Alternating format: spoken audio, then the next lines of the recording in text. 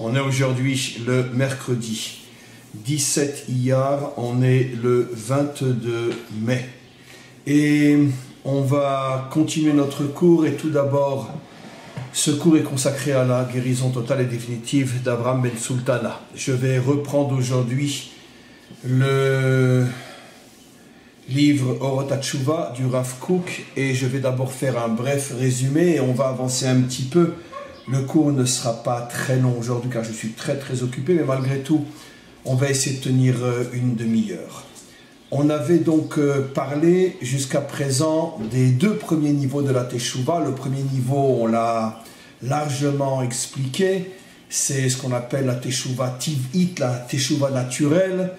Et j'avoue que cet aspect des choses a beaucoup interpellé et beaucoup plu à de très nombreux élèves qui écoutent ce cours parce qu'effectivement c'est une approche complètement nouvelle. On est tellement habitué dans le discours rabbinique ou religieux classique à parler essentiellement de la Teshuvah comme étant l'accomplissement, on pourrait dire, de la dimension culte, religieuse.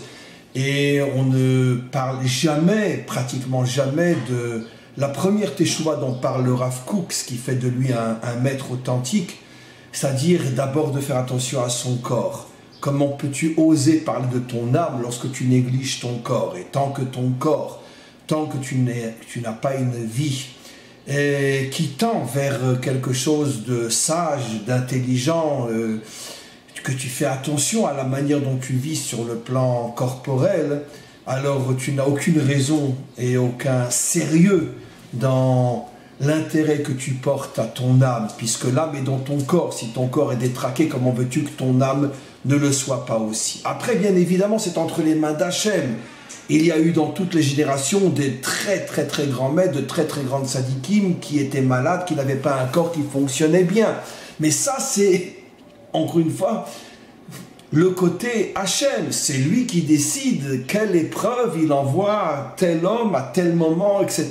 Ça peut être une épreuve de maladie, ça peut être une autre épreuve. Ça, c'est entre ses mains. Donc, c'est forcément à Kol Letova, c'est forcément pour le bien.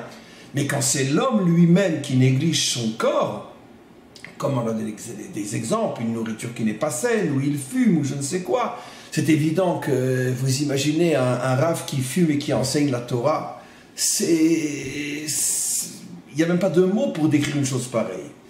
Et donc, ça c'est le premier niveau de Teshuvah.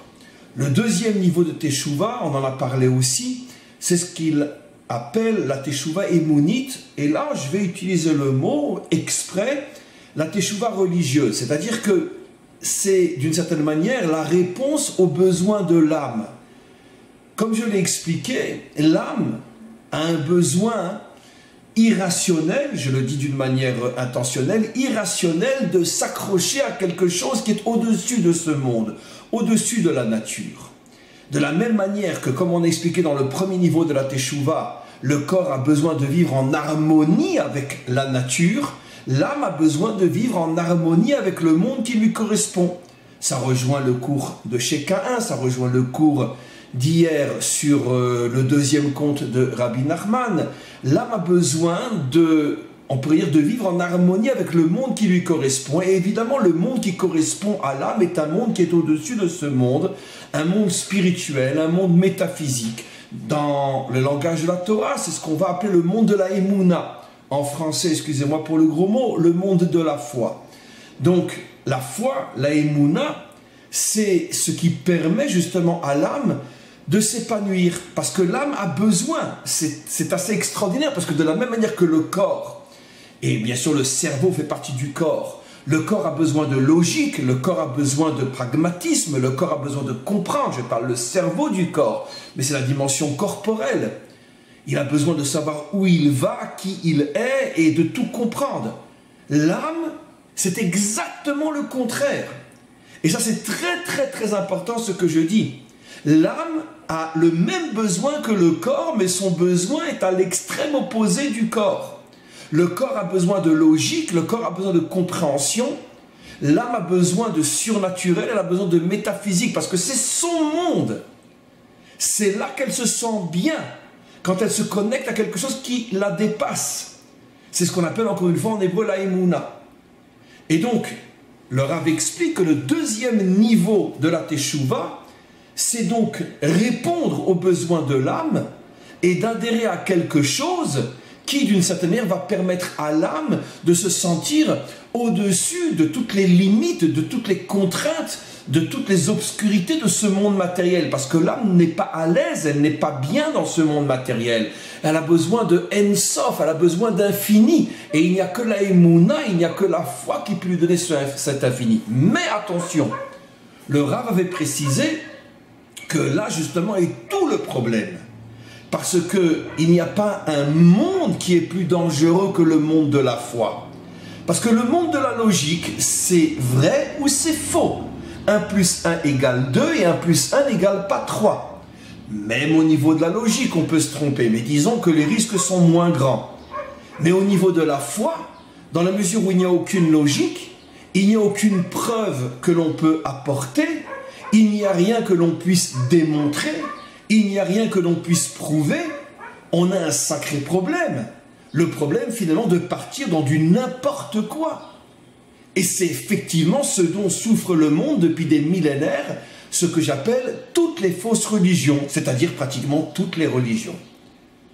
Toutes les religions sont fausses parce que toutes les religions élèvent l'âme vers un niveau de foi qui est complètement déconnecté de la compréhension, de l'intelligence.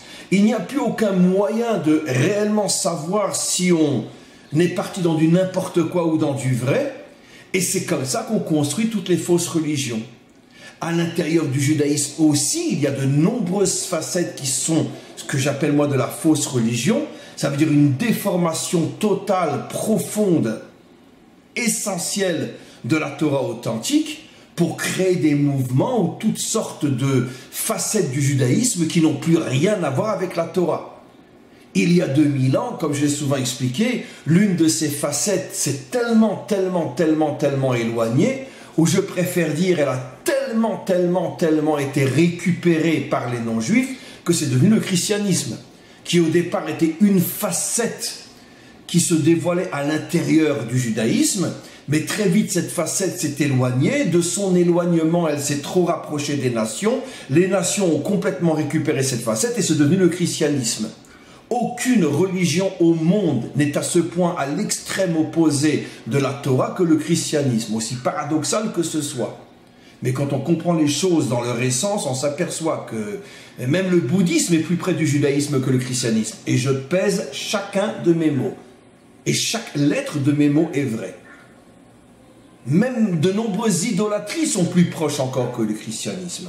Parce que le christianisme on pourrait dire, a détruit dans son essence même les principes les plus fondamentaux de la Torah authentique. Mais ça, c'est une autre histoire. Mais en tous les cas, ça prouve bien qu'à partir du moment où tu es dans la foi, et tu n'as plus aucun contrôle.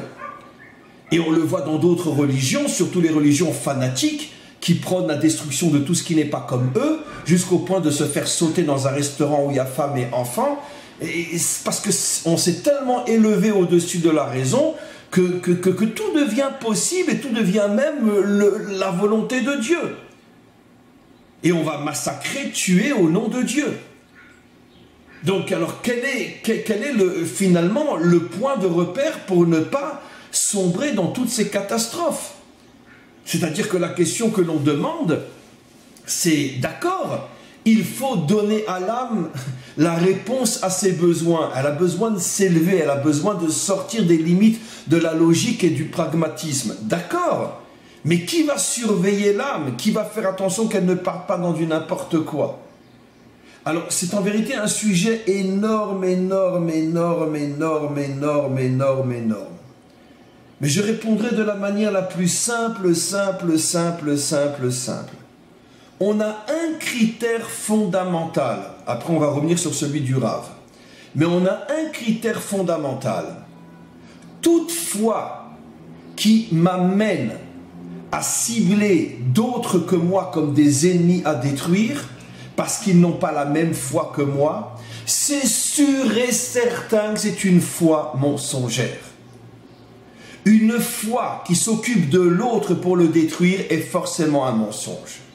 Une foi qui s'occupe de moi et de mon peuple pour que je puisse me construire, pour que je puisse construire mon peuple, et au contraire aider l'humanité tout entière à suivre cette lumière et à se construire et à s'en sortir, ça c'est le critère d'une foi vraie. Une foi qui veut apporter de la lumière et du bien au monde, sans toucher ne serait-ce qu'un cheveu à celui qui n'est pas comme moi, c'est le critère d'une foi authentique.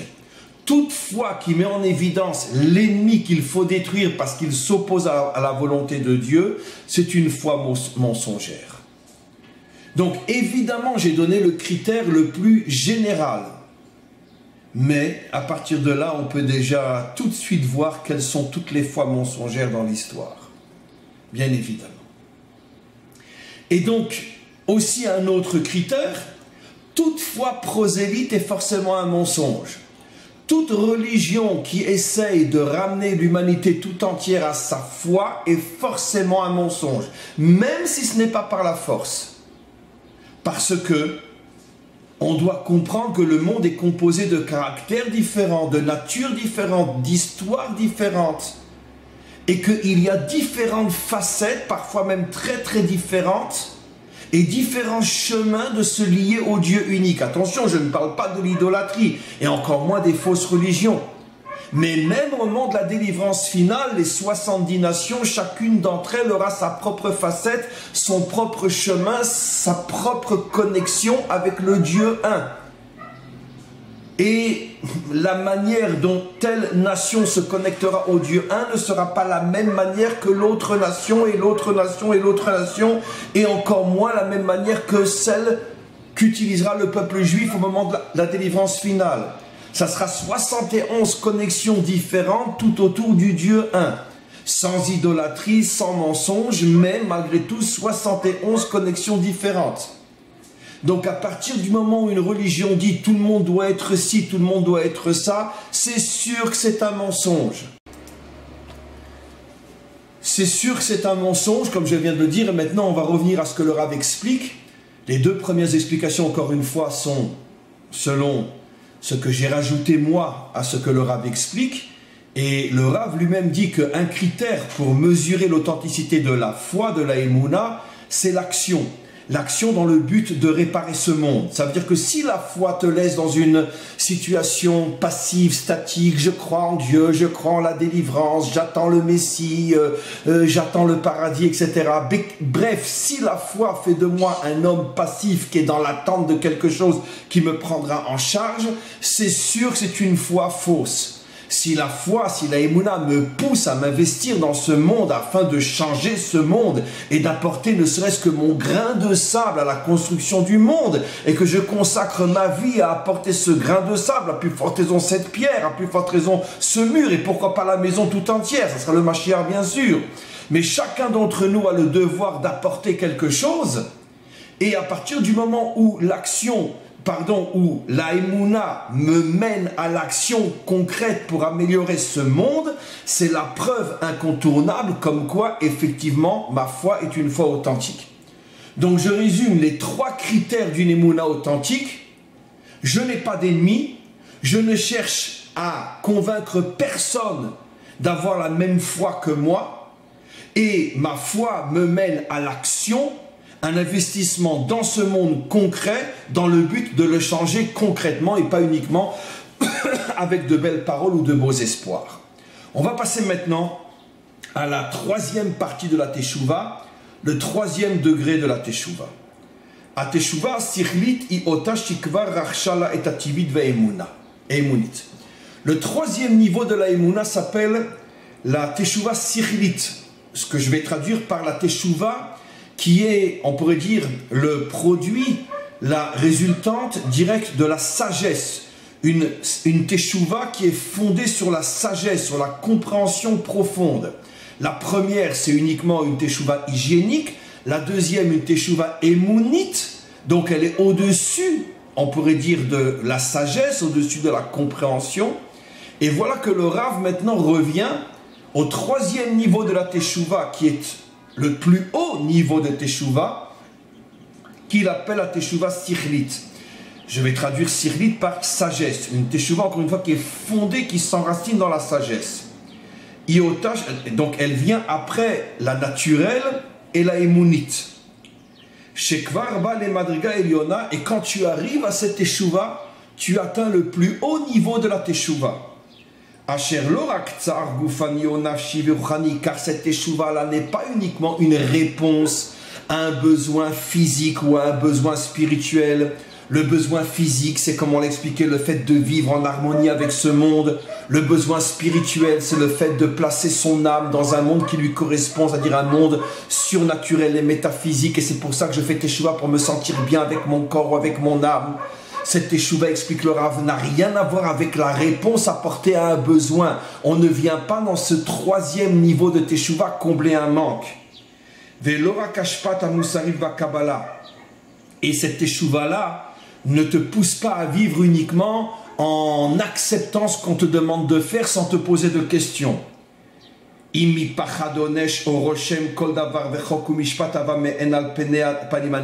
même, à la différence de la deuxième teshuva, qui est la teshuva émounite, la teshuva de la foi, où d'une certaine manière l'homme fonctionne beaucoup avec la notion de récompense et de punition. Si tu vas contre la volonté de Dieu, tu seras puni. Si tu fais sa volonté, tu seras récompensé. Et il est clair que dans toutes les religions, y compris dans la nôtre, la notion de schar ve'onesh, de punition et de récompense, fait partie intégrante de la teshuva, mais attention, de la deuxième teshuva. Et c'est comme ça qu'on fait avancer les gens. Ne mange pas cachère, tu vas abîmer ton âme, et en plus tu seras puni. Ne transgresse pas Shabbat, tu vas faire exploser ton âme et en plus tu seras puni, etc. Attention, je ne dis pas que c'est faux, c'est 100% vrai. Celui qui ne mange pas cachère ou qui ne fait pas Shabbat, bien sûr un juif, se détruit complètement, et ne parlons pas de ce qu'il attend dans le monde à venir, s'il ne fait pas teshuva. Mais le problème, c'est que ce qui me fait avancer à ce niveau-là, c'est d'une certaine manière l'intérêt personnel. De la même manière que si je fais du sport, si je ne fume pas et si je mange sainement, appelons un chat un chat. C'est pour moi que je le fais. C'est vrai que le Rav appelle ce niveau, premier niveau de teshuva, qui est absolument incontournable, mais quoi qu'il en soit, je le fais pour moi. Parce que je veux vivre longtemps, je veux vivre en bonne santé. De la même manière, lorsque je rentre dans le monde de la foi, c'est aussi pour moi que je le fais, parce que j'ai mon âme en moi qui me supplie de lui donner la possibilité de s'envoler, de s'élever au niveau de mondes qui sont complètement au-dessus de notre monde et de ses limites. Donc c'est encore une fois pour moi. Et comme je viens de l'expliquer au nom du Rav, dans le deuxième monde, justement, on met beaucoup en évidence ce qui est vrai, mais on met beaucoup en évidence la notion de récompense et de punition, parce que comme on sait qu'au niveau de cette deuxième teshuva, l'homme fonctionne beaucoup par rapport à lui-même pour se satisfaire et satisfaire son intérêt spirituel, ce qui n'est pas un mal en soi, mais ça reste malgré tout la satisfaction d'un intérêt spirituel. Automatiquement, il est clair que les notions de récompense et de punition vont jouer un rôle énorme. Mais le Rav explique ici, dans le troisième niveau de teshuva, on ne parle plus de punition, on ne parle plus de récompense. Gormi même est teshuva qui y abara brura. Parce que dans le troisième niveau de teshuva, on n'a pas besoin d'utiliser ces notions, parce qu'on arrive à un niveau de clarté qui est complètement au-dessus de ces notions-là, punition et récompense. Parce que la troisième teshuva, le troisième niveau de teshuva, est fondé sur une compréhension profonde et puissante de la vie, de l'existence. Ça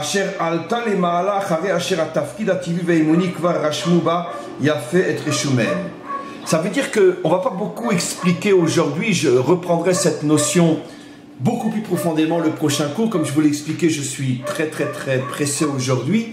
Et malgré tout, c'était une introduction très importante pour le prochain cours, tout de suite la semaine prochaine.